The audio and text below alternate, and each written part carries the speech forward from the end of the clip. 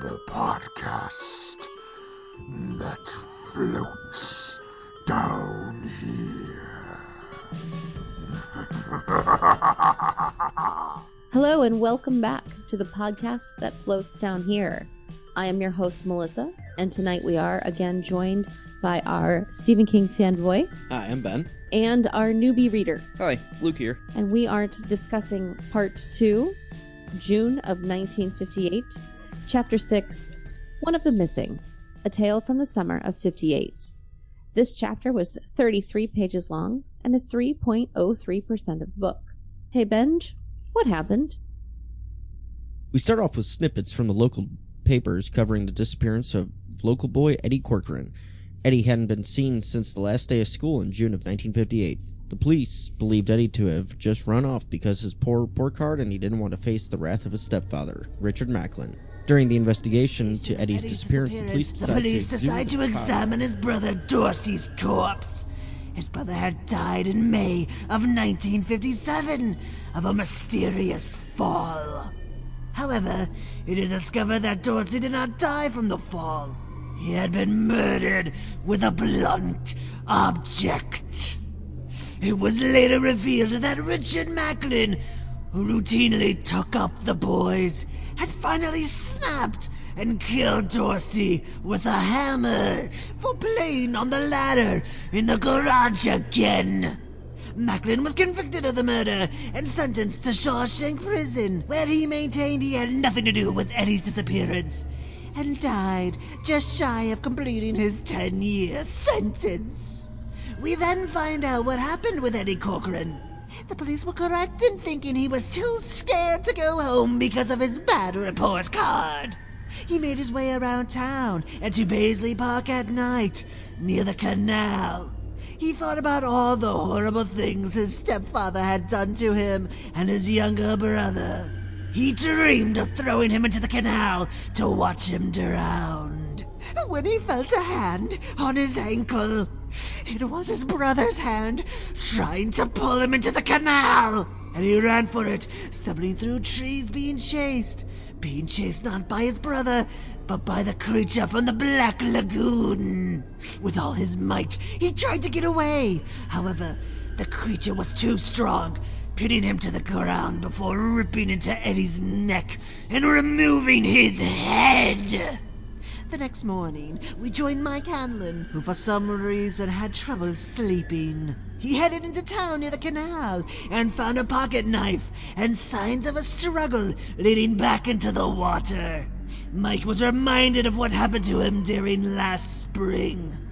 Mike remembers the time working on his father's farm and his father instilling in him a love of history for their town.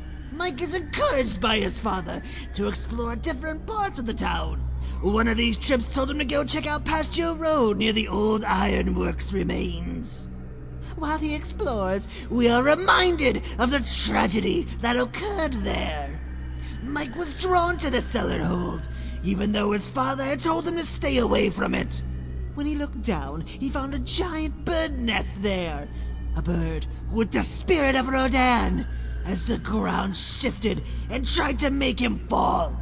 Mike ran, and the bird gave chase, grabbing him and trying to pick him up. Mike continued to run and hide in the fallen smokestacks, and the bird continued its pursuit, pushing Mike further in.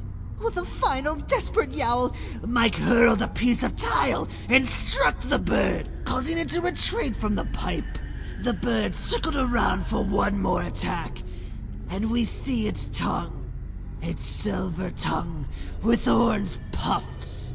Mike continued his attack, and after waiting on top of the stacks for Mike to leave, the bird apparently gave up on its prey and left. We join Mike again, sitting by the canal where the struggle had occurred. He sees a disturbance in the water and sees a face in the foam. Not taking any chances, Mike throws the pocket knife he just found at the shape and ran for it. He made it home and went about his chores, not knowing what drew him to that spot. But once he saw the headlines the next morning, he thought about the pocket knife with EC on it, and the blood and the grooves which stopped at the edge of the canal.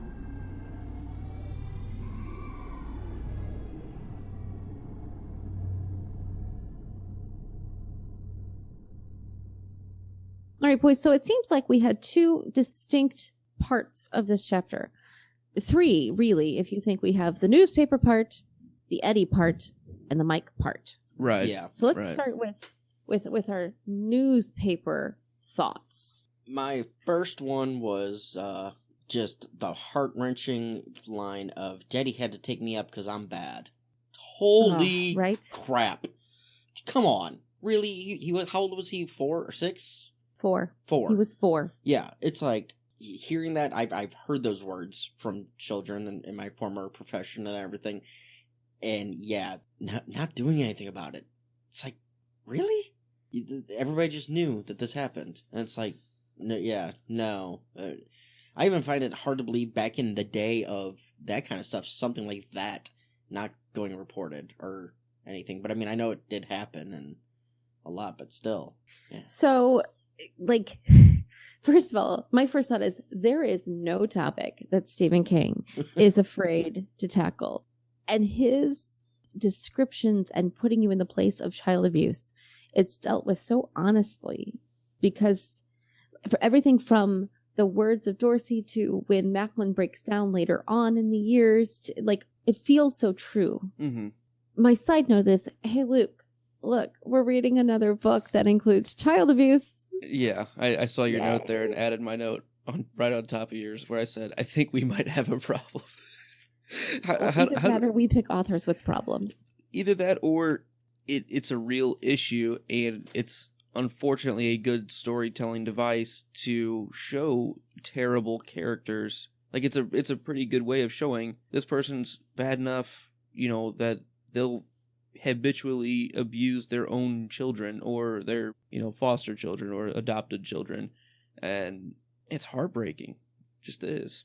So, and then Benji said something about how is it not reported? How is it not dealt with? The teacher tried. It's true. She did. The teacher Yeah. tried. And then Which is a difference that we've seen, just around Derry. That's a difference. You never see that around here. the fact that she was told to stay out of it, that she would be reprimanded or worse if she did keep pursuing this. Go teacher. I mean, Yeah. I understand why she didn't anymore, because at that point, you got to keep your job. Mm-hmm. And I like how Yeah, go ahead. I like how she asks, "Does this go on my permanent record?" And they basically say, "No, this doesn't need to go on your permanent record," because she's looking for it as like evidence in the future of, "I reported this. Here is where I Right. got in trouble for reporting." And they're like, "That will never show up, and this is only your problem Yeah. to deal with personally." Right. But what's interesting now is public school teachers are now considered mandated reporters. Mhm. Mm-hmm. We are required by law to report even the smallest of suspicion of anything, because it's our job to protect those kids. And we can get in really big trouble if we don't report it. And I don't mean report it like go talk to our principal. Oh. I mean, the minute we see something, we have to call and say, somebody needs to come cover my room. I have to make a call now. And I have to make that within 10, 15 minutes of my even suspecting something. Otherwise, it comes back on me. So it's a very different switch. It's still very much like the teacher's responsibility, but instead of it being, hey, if you pursue this, it's going to be, a problem for you. Now it's if you don't do something. Yeah. It's protecting the whistleblower. Yeah. It just goes against everything I do. Mm-hmm. No, same here. Again, that's, same with my point. It kind of stuck out because, coming from former law enforcement, we were mandated reporters as well. If we had the smallest inkling, we had to investigate, had to do all that kind of stuff. But then I also see, not justifying the father whatsoever, because he was completely brutal and just worthless piece of trash. Horrible. But there is the times of parents where they are afraid to discipline their children. In now times, of parents being afraid to discipline children. It's pretty easy to be second guess it. Yes. Because you're like, well, what's considered by, what if I was going to go in front of a jury, Yeah. Of my peers, there's such a question. No, absolutely. And it's just, I'm saying from like the law enforcement side or whatever, where they were saying, well, the kid probably ran away because we knew about everybody knew about the problems that this family's had and all that. So the kid probably just took off because of the dad. And, in all fairness, they actually kind of were right. We come to later find out he did just take off. He just didn't come back for another reason. Let me ask you, law enforcement people, though. At first, the police chief guy totally writes this off because, we get 30 to 50 missing Yeah. here. Does nobody think this is a big But they deal? did say that most of them do show back up within a couple days. Here's the thing, though. Prove it. I don't believe it. This is dairy. It's true. And Mike And has... with how that interlude chapter Yeah. went, where they're basically, Right. it's just an ungodly amount of kids that go missing No, every year. Agreed. I'm just, Right. in all reality, yes, 30 to 50 children will be reported missing every year from any given town. But 99% of them show back up within a day or two. So that's why it gets blown off in the first couple days by the police chief, because I'm not saying it's right. I'm not saying it's right. Just I'm just saying justifying why why he's written that way. why it's written that way, because it's understandable when you have an 11, 12-year-old, especially at that time when kids were able to just run freely anyway. It wasn't Mhm. unheard of for a kid to go, especially last day of school. Overnight. Last day of school, Yeah. they're gone. They're not going to think anything of it. So, Once again, so different now with Amber Alerts and Oh, yeah. Sarah Alerts, and Which are absolutely all the beautiful. phones across the room will buzz when there's something missing, Yep. a kid missing, and so it's just yeah, like I said, it's just hard. no, I understand. I read that too. I was like, what the? Seriously? Okay. But then I had to think about it. I'm like, well, but it does, in the our objective mind, I'm like, okay, I can kind of understand it. Yeah, we are seeing more and more child abuse around this damn town, though. It's just crazy. Crazy. Oh, it's so bad. This line got me verklempt while I was reading it. I Oh.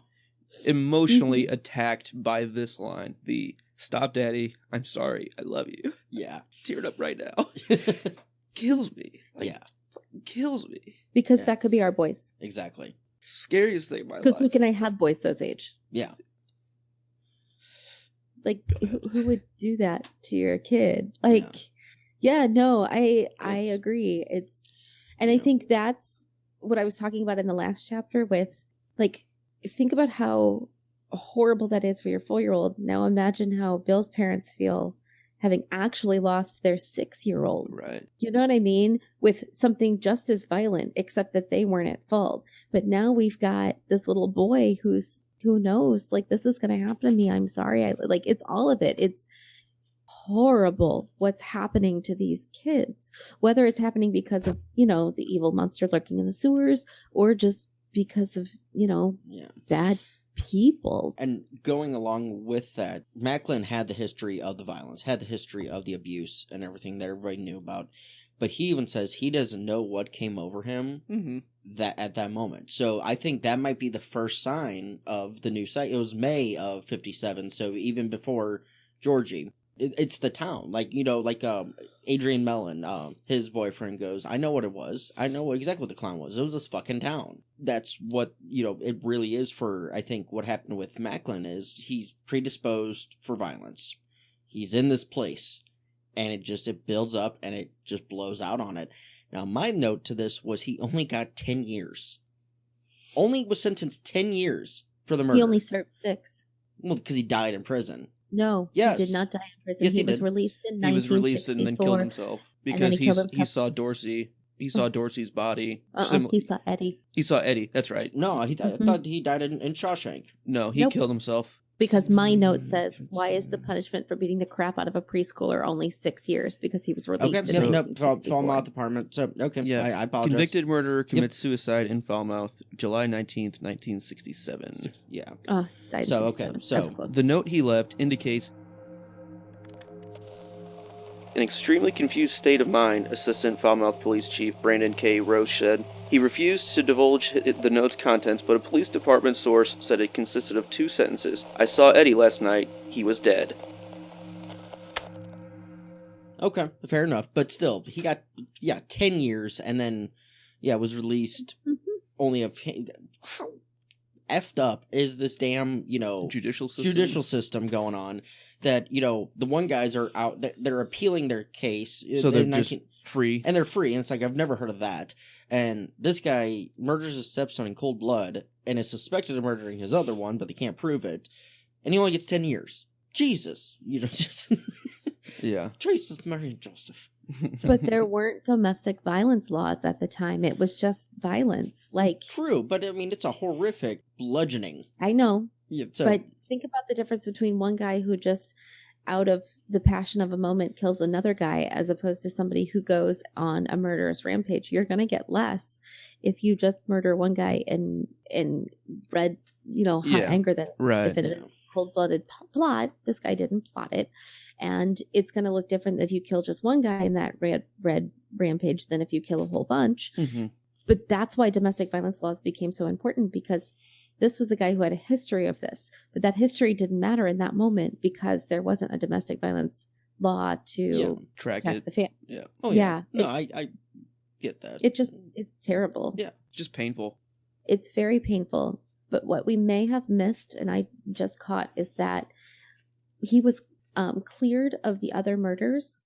Here's what's interesting.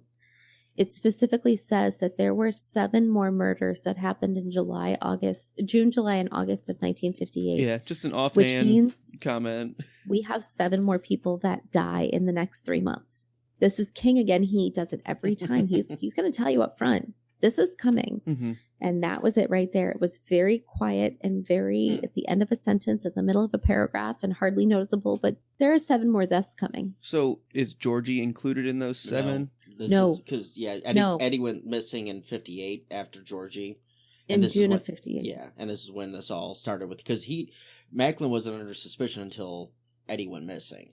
Dorsey was killed in May of 57. Georgie was killed in October of 57. There were a few more kids who were murdered. Yeah. We've Now- heard that we heard of Yeah. at That one we've heard of. point. No, we've heard of all of them because in Ben's chapter it listed all the kids. Right, who yeah, had that gone. was Ben's chapter that he Yes. kind of went through them. You're right. And Mike had told us some too in his interlude chapter. Mm-hmm. This was as of the last day of school. June 19th. That was June 12th. It might be the 19th of 1958. After that, Macklin gets arrested. Then 7 more people die. Gotcha. Okay. Yeah. And actually, going back to that really quick, going back to the teacher and the reporting, I think the police decided to dig him up because, remember, she didn't report anything, or she's even said, I wouldn't be saying this if I didn't retire earlier this year. I bet she's the one that went to the police and said, hey, you need to relook at this. Because this is Because what then I've seen. they exhumed Dorsey's body. Yeah. Right. Well, because it was also the last day of school. She That's was done now. That's what I'm saying. Yeah. So, Like she was finally free to say I'll something. give her credit on that. That maybe that's a good possibility that something along Teachers those are lines. amazing. Some of them. All right. So now we're going to move on to Eddie himself. Oh, one of you had mentioned that he said he saw Eddie Mm-hmm. in his suicide note. Luke, you Yep. read that in the synopsis. The next paragraph was like, oh, yeah, no, Eddie was dead. He died. Yeah, he He just died flat out anyway. tells you. Yeah. King flat out he tells was you. Yeah. dead. But here's how he tells us he's dead. Within one sentence, it's a very long paragraph length sentence, but it is one sentence. Not only does King tell us that Eddie died, he also gives us glimpses on Ben and Eddie, reminder of Bill's bad experience in Georgie's room from the last chapter, our first glimpse of 1958 Beverly's home life. Mm-hmm. It's not good. Looks And similar to of what her grown up life that we've seen. Exactly. And of Mike's, and a reminder flash forward, if you will, of the kids of Webby who beat and killed Adrian from chapter 2. Mm-hmm. And even shows that one of the those kids that killed Adrian in 1984, that he may have gotten some of his intolerance from his dad, who's driving down the road shouting racial slurs at Mike. One sentence does all of those things. And then they all look up when Eddie died. Right. We don't know when that moment is. He didn't mention Stan. I didn't notice that until I saw your note. Well, I read your note as I was reading the chapter, and I'm like, okay. And I'm reading through, and I had read through 3 times. Wait, doesn't mention Stan whatsoever. Mm-hmm. And so it's kind of one of those interesting things that Stan, as of right now, we know what happened to Stan, in the 1985. Kind of interesting to why didn't he wake up, or why haven't we heard about him? I guess yet. Yeah, I didn't pick up on that. That's Yeah, interesting. I didn't either. My thought with it, though, where I was going was Eddie supposed to be part of this Losers Club because he would have fit? Or, this is my thinking on why they all sort of looked up at the moment. Is it because he was supposed to be one of them? Or is there some sort of outside force that makes the members or future members of the Losers Club notice when there is a disturbance? Oh, great Obi-Wan. I guess that kind of goes to my point of last chapter 2 of does it know its targets of who could be a problem for him? So then King does it again, guys. He does it again. He kills somebody without telling us how he kills him. He kills him. He's dead, right? Oh, Dead no, he person. ripped his head off. Right, dead. But before we know how he dies, we just know this kid is going to be dead. And then we get to hear from his perspective, and we get to hear his life, and we get insight. And then we start liking him. Yeah. And we like Eddie. And then he kills him. The damn emotional roller coasters. Now, my note takes into this part, and then also later on in the chapter. I do have kind of a thought to that. I see exactly what you're saying there, Melissa. I don't know. As soon as he says this character is going to be dying, like this character died that night, I didn't feel like Eddie was emotionally developed at all. Like I don't think we really got much from him other than his life sucked. Like we didn't get anything that made him specifically like an interesting character that I wish we would have had more from. It's very Unlike Georgie, you mean? Exactly. Where I did fall in love with his character. I really liked where he was going. I don't feel like we really got much actual personality from Eddie. I mean, other than hating his stepdad and things like that. But I don't know. I didn't get the exact same reaction that I did for Georgia or even Dorsey. I mean, but that's just the nature of how Dorsey was killed, I think. Well, and I don't disagree with you, but do you think that was done because we're supposed to care less about Eddie? Or do you think that you are emotionally blocked off at this point, having been through that so many times that you're like, I'm not going to get emotionally invested, and King knows this and says, okay, well, I'm not going to develop it as much because so maybe I've done this to my readers. Yeah, maybe I'm aware of it already, so I prepared myself going into it. And so then, down by the water, Eddie is kind of wishing that he could drown his stepdad for killing Dorsey because he knows, he knew that the recoilless hammer was probably buried in the garden or thrown into the water somewhere. Uh-huh. He knows that Richard Macklin did this. Oh, yeah, he has to know. He wants that son of a bitch dead. And then that's when something grabs his foot. And it was Dorsey.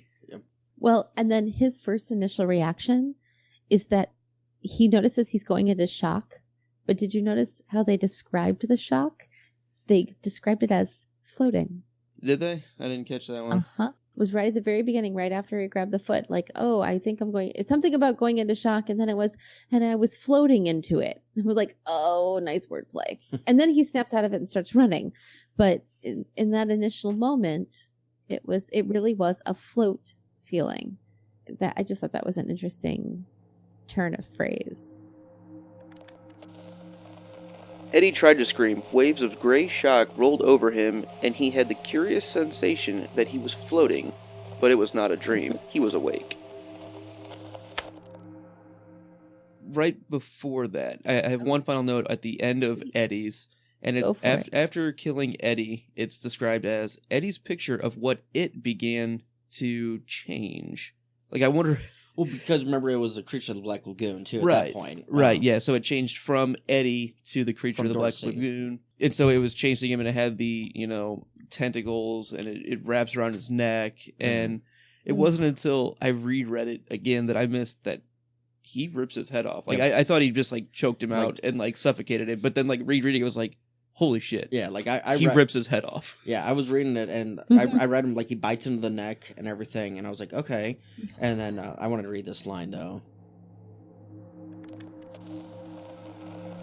And as Eddie's picture of what it began to fade, it began promptly to change into something else. Some rationality remained, even until the end, as the creature hooked its claws into the soft meat of his neck, and his carotid artery let go in a warm, painless gout and splashed the thing's reptilian plating. Eddie's hands groped at the creature's back, feeling for a zipper. They fell away only when the creature tore his head from his shoulders with a low, selfish, satisfied grunt. So I read it, I missed that last line of it, and I read it as he just, dug his claws into the neck or started biting on his neck. Yeah, he ripped his damn head off. Yeah. It's like... Jesus. So I think the thing I really got hung up on was like how he just doesn't believe that this is possible. Like Yeah. over and over and over. We haven't seen that too much from the other characters that we've seen get killed like this. You know, he is specifically saying there is no way this is happening. Like this kid, it even says in that last line, he was reaching around the creature's back to find a zipper as if Yeah. it was like a man in a costume. Now, can we move on to Mike? Yes. And Yes. away from Eddie. Yeah. Mike, who feels like he just happens to have to go for a ride the morning of. At like what, 4 a.m, something along those like Yeah. like ungodly early. Yeah, I did find it interesting that Mike found the evidence of the murder without realizing it. Or, Mhm. And he not. even goes through like describing what could have happened in a realistic sense. Like he Yeah. basically is like, oh, it was probably a dogfight. But then those do look like they could have been sneaker marks, the 2 tracks that you can clearly see being dragged backwards back towards the canal. And maybe there was a stranger around who grabbed somebody and pulled them back. Like he pretty much calls exactly what it was. Like he describes kind of what happened. But he doesn't know Yeah. that. He doesn't know that, really. And he finds Do you the think- pocket knife with Do EC you think written old on it. Mike figures that out? I think he probably puts it together eventually, that because he does all the research into all of the killings of, this whole time.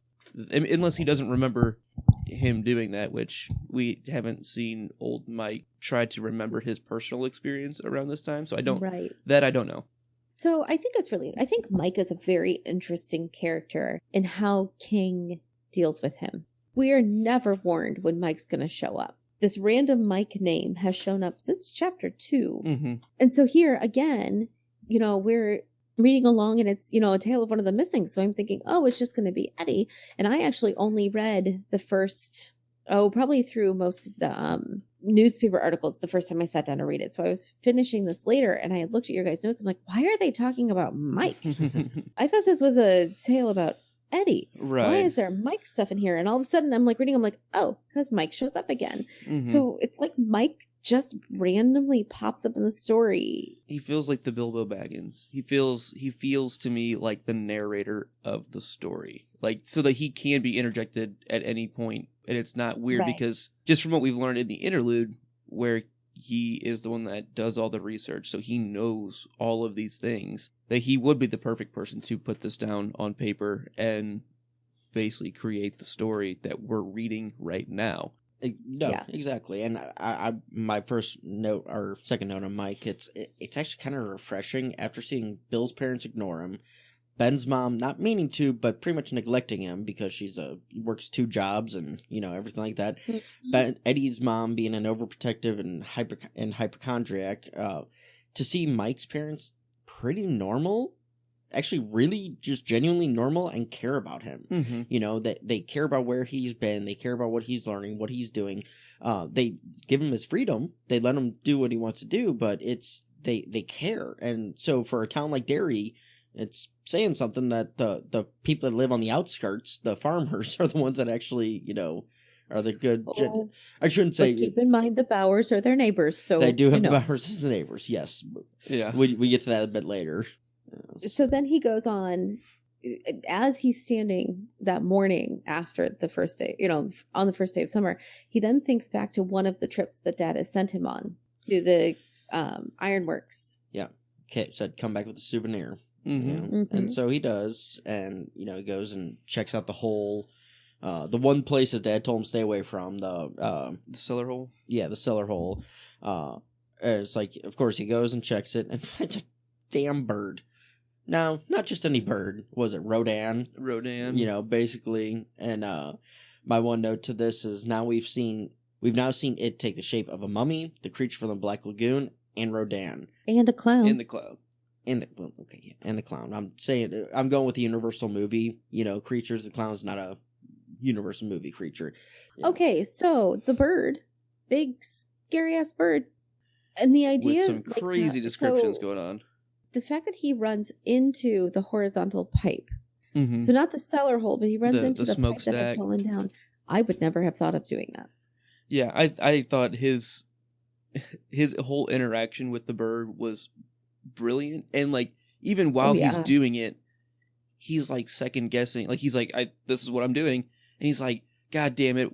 I didn't realize how much smaller it was. Like the feathers really puff it up. It might be a lot smaller than I thought. It can squeeze. It can squeeze, and it could be just my luck that this thing is going to keep narrowing down. And what happens if the bird gets stuck? And then I'm stuck in here with it. We both die. Like he was like just like, God damn it, God damn it. I always knew beaks were sharp, but I never really realized like they're really sharp, and it's gonna get me. Yes, like. And then on top of it, once he leaves the tunnel, he starts pecking at it, doing the woodpecker style, trying to get into it. It's like that would drive me more nuts almost than the fear of him wedging himself in and dying there. Because I could figure I could cut through him or something. But it's one of those when he's doing the pecking just would drive me insane. Yeah. No, for me, it's the claustrophobia. I mean, I get that. Yeah. I think for me, the biggest thing would be once. So he's in the fallen over smokestack, and the bird leaves after Mike throws a rock and hits him right in the eye. Yeah. I think. And so the bird kind of goes up on top. And I think this is right before he starts pecking on it, or right after he starts pecking on it. Mike's not sure if he's still there. Yeah. Right. That would be the worst part to me. Is like, can I actually get out now? And like that's when they get you. Like that would be the part that it's like. And if this was a Hitchcock film, he would have gotten him. Right. Yeah. So he stays in there for what he describes way longer than he should have, because he was clearly like the bird flew away or whatever. Yeah, just like that feeling trapped when you're not actually trapped and you don't know if you're actually trapped feeling. Well, let's just point out that he got the bird to go away. Yeah. Yeah. At all. Like, I wonder, before that moment, had anyone ever attacked it before? Like taking it ever, into their own hands. Right, like fought back. Especially by the end, because Mike was yelling like, I am going to keep going. You are not. Like, he didn't fight back in fear. He fought back in anger at that point. Mm-hmm. When he was afraid, the bird kept going after him. But once he switched to anger, that's when the bird went away. Yeah. Yeah, no, that was a big change. So I'm just curious if anybody had ever done that before, and if the bird left because that fear was gone and it was more of an anger thing. I mean, I think he was still afraid under that, but that wasn't the top emotion coming out. Sure, definitely. I think that makes sense to me. All right. Any other thoughts on this chapter before we move to our question section? Yeah, so at the very end, we see Mike being chased by it again, potentially down by the canal. So we jump back to Mike at the canal, where he then realizes that something is chasing him after he leaves the canal. He believes something was chasing him, because again, I'm just being like, there was nothing that actually grabbed him or... Yeah, no, for sure. He didn't see anything. Yeah. And this is getting to my point of this time he just jets. He goes, I don't give a shit about dignity right now. Like, that's a waste of, like, because he was like, I'm not going to dignify, this fear that I'm feeling by running. And then he decides, you know what, screw it, I'm just going to run, which was smart.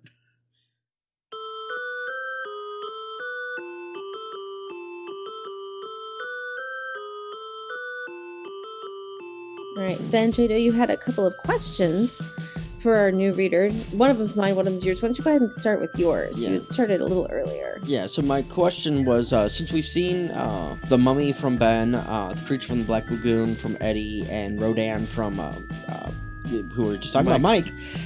Luke, who would you guess, looking at the old style creature features, because... Hint, that was Stephen King's idea, is try to get as many in as he can, because that's what scared him as a kid. Who else do you think could possibly show up? I mean, there's like the classics, undead zombie type character. Like, I don't know if there's a specific one really. I would say like swamp person would kind of fall to the creature of the Black Lagoon. I think that's similar enough that you wouldn't need to do both. A Frankenstein type character, a vampire type character would be easy. A werewolf. Oh yeah, absolutely. The Wagga Wagga werewolf. Godzilla type lizard person, something. I don't know. Okay. I mean, there's plenty that they could go with. The bird was an interesting touch. Yeah. I liked that one. I can see our sister being scared of the bird. Yeah, reasonably. Yeah. Okay, so mine, like, I'm really wondering. Mike and his dad have to go rock harvest.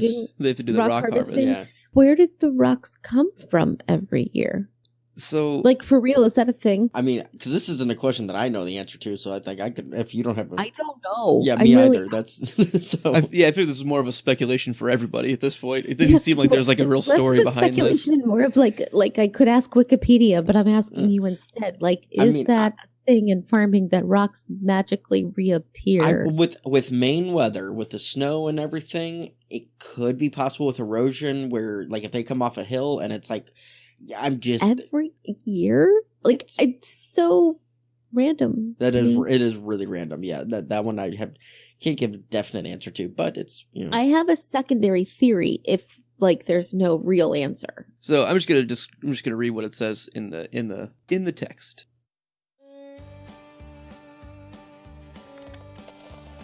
The year's work began with the rock harvest. Every day for a week, they would take the A, their truck, out and load the bed with rocks which might break a harrow blade when the time came to turn the earth and plant. Sometimes the truck would get stuck in the mucky spring earth, and Will would mutter darkly under his breath. Then they go on, talk about more of the work, and so Will had lighted a cigarette and said, "My daddy used to tell me that God loved rocks, houseflies, weeds, and poor people above all the rest of his creations, and that's why he made so many of them." At least from what we get from Will, his opinion seems to be that there are just a lot of rocks in general. And it's not like they really come back, it's just that there are so many that we don't get them all every year. Okay, so I actually have a thought that I need Luke to take his headphones off for. This is a spoiler part, so first time readers, give me like 3 minutes. Can you hear me? no. Benji, do you think the Bowers family could be throwing their rocks throughout the winter into their farm because they hate them so much? Absolutely. Especially with that, and then the animals, or what happened to. Yep. Yeah. Yep. That's and I never thought about it before, but this time through I'm I like, never what did if either. it's them? Yeah, I never did either until you Mhm. just said something. But Mhm. yeah, no, that definitely, yeah. Okay, Yep. you can All hit right, him Luke. now. He can put his headphones back on. And welcome back. Yay. And this is why we actually have an outside source editing for us, so that Luke, who is our editor for other shows, doesn't get the spoiler things we talk about. So shout out to Sam, who edits and does the voices for us. All right, Luke, do you have any like questions or speculation-y, like, Yeah. hey, I'm a new reader and this is what I'm noticing things? Yeah, this was a big chapter for me because we get 3 different it attacks. So I'm seeing 3 specific ones plus the Dorsey stuff and all that. So whenever Mike gets back from Kitchener Ironworks, how much did Mike's dad know about what really happened down there? So my non-spoilery answer for you is, remember in the interlude when the old timers told Mike to talk to old timers? Mm-hmm. My assumption would be Will was doing that. Right. too. Yeah, and that's what I'm getting Yeah. out of it. So this interaction with the bird, I learned a lot from it, I think. Well, not it. Well, I guess I learned a lot about it from it. And Oh, pronouns. and with that whole interaction, as I was reading through it, I started seeing a lot of strong similarities through all of the other specific it attacks that we've seen. Mm-hmm. Like the first Okay. person accounts that we've come across so far. And so, me being me, I've created a spreadsheet tracking all of the things that I am finding to be similar between these. And at some point, as we go through this book, I'll try to make a guess, like once I figure out what it is for real. But this is my way of working on it. What are your trackable categories? My trackable categories right now are the victim, who it was, their age at the time of the attack, did they survive, yes or no? Was there any type of abuse that they had dealt with prior to this? Did we learn anything about their greatest or most recent fear? Did it take the form of that greatest fear? Was there a specific lure that was used to pull them to the attack zone? Where was the site of attack? What the date was? Was it near water? Was it near some sort of industrial plant or item like that? I'm seeing a lot of color similarities as well, with a silver and gray, and also the color orange. I'm seeing a lot of smells. That's been a pretty obvious one since Georgie's alone. Were there any witnesses that saw it? Was there any dismemberment? Was there any bodily consumption? And I'm seeing like a lot of these that we've seen have almost all of these. Did it know the victim's name? Is there a reference to floating? Was the victim pulled from a very happy thought, or a thought, something that actually pulls them out of their normal depression or whatever they're going through in their life? And is there a call out to God? I know this one specifically, Mike calls please God, please God, please God over and over and over. So those are what I'm tracking right now. And All right. I will let you know if I add more categories as we go. Did anything not fit the norm so far? Well, let's just talk about Mike's. Well, I can talk about Eddie and Mike's since we did those this chapter. Okay. Age, both around 12. Eddie did not survive. Mike did. Abuse, Eddie, clearly child abuse from his stepdad. Mike, no, I didn't see any abuse necessarily. I mean, that's kind of a big point. Like, we saw the almost exact opposite of abuse for him. We saw great parenting. The greatest or most recent fear, we see the, pallid dead body of Dorsey for Eddie, and then it turns into the creature of the Black Lagoon. And clearly, obviously the bird from Rodan, and the trapped feeling of the tramp chair for Mike.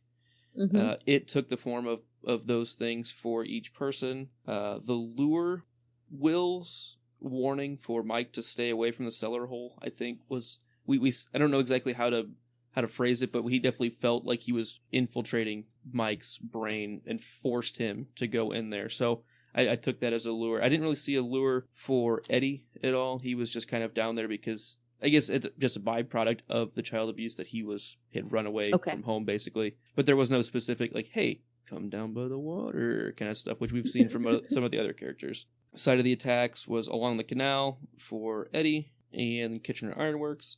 I didn't put a date down on these, but I know we know that Eddie's was the last day of school, right? Mm-hmm. And the bird incident was springtime. A couple months before. Yeah.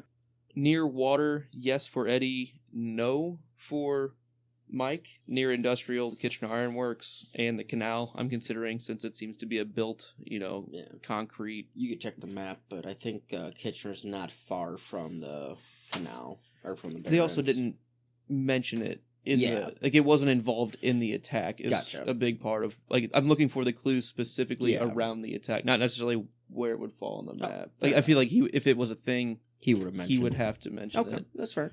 But yeah, I mean, Kitchener Ironworks is definitely right along the Kinduskig. Gray and silver, there was the waves of gray shock that Eddie went through right before the quote that Melissa mentioned. The silver and gray on the bird were gray fluffy feathers and a silver tongue. I didn't notice any orange for Eddie, but for Mike, the orange chest of the bird, and also these fucking weird orange puffs on the bird's tongue. That right there was the thing that was like, I gotta start tracking all this stuff. Like that, the puffs on the tongue, I was like, that is so bizarre. There is very, very clearly something going on with that. I need to write this down. Yeah. Smells, the fish that had been left to rot in a large pile. Smell of a dead ocean is what Eddie had. Mike had the smell of dusty wings. Dry smell of the tail feathers. Suffocating attic smell is what he had. So again, kind of dusty death type stuff. No witnesses for either. Dismemberment on Eddie was decapitation. None for Mike. No bodily consumption on either. Another one that I didn't mention was the victim injured prior to the actual attack. Did they get hurt either leading up to it, like thinking back to Adrian, like he was already being attacked, and then something happened that almost seemed like to be part of the lure for it to come to the victim. So he initially flees from that and hurts himself, and then that's when it changes to the creature from the Black Lagoon. Something hits Mike in the back of the head and neck, and there was blood trickling down his neck when he was running. Well, I think that was the talons. I think that was it was. It just said something. I don't think it specifically said what it was. But I read that as the bird hit him. Sure. Yeah. It definitely knew Eddie's name. The bird didn't say anything, so we don't know if he knew Mike's name. No reference to floating. Well, there was. That's actually what you pointed earlier. It was the floating reference for Eddie that I actually missed, apparently, on this. But there was also the come on down Eddie reference. I didn't notice any floating for Mike. The happy thought that Eddie was pulled from was the thought of killing his stepdad, which he clearly had some solace in. Mike was just enjoying learning and finding souvenirs for his dad. I thought that'd be a pretty happy thought that he had. It's hit and miss on some of them, but the bird attack alone was like, there are too many similarities to Georgie's death and the Adrian attack and things like that, so.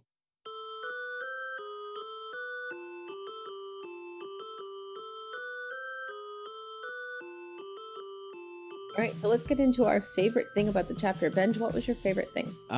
Sad to say, this is kind of gruesome. My favorite thing is that Eddie Corcoran is now free from his stepfather's rage. I know that's horrible, but... It is, but I see your point. And if it wasn't for his disappearance, they wouldn't have known about Dorsey.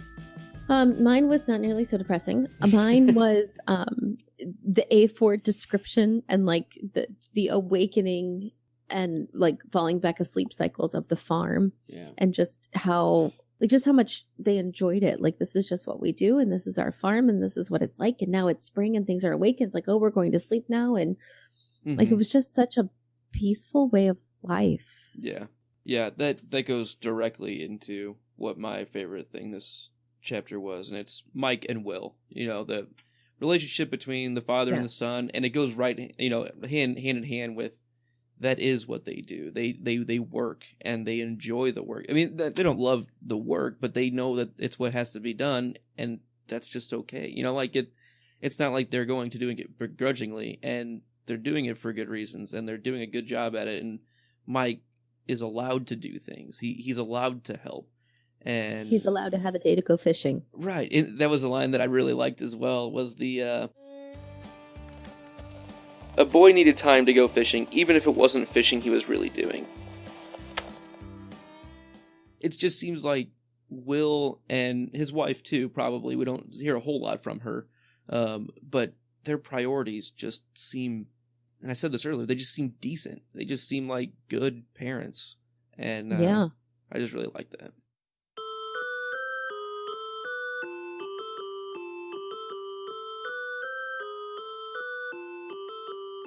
That about wraps it up for this week. Join us on a variety of social media outlets. You can email us your questions at floatsdownhere@gmail.com. You can talk to us through Twitter at floatsdownhere.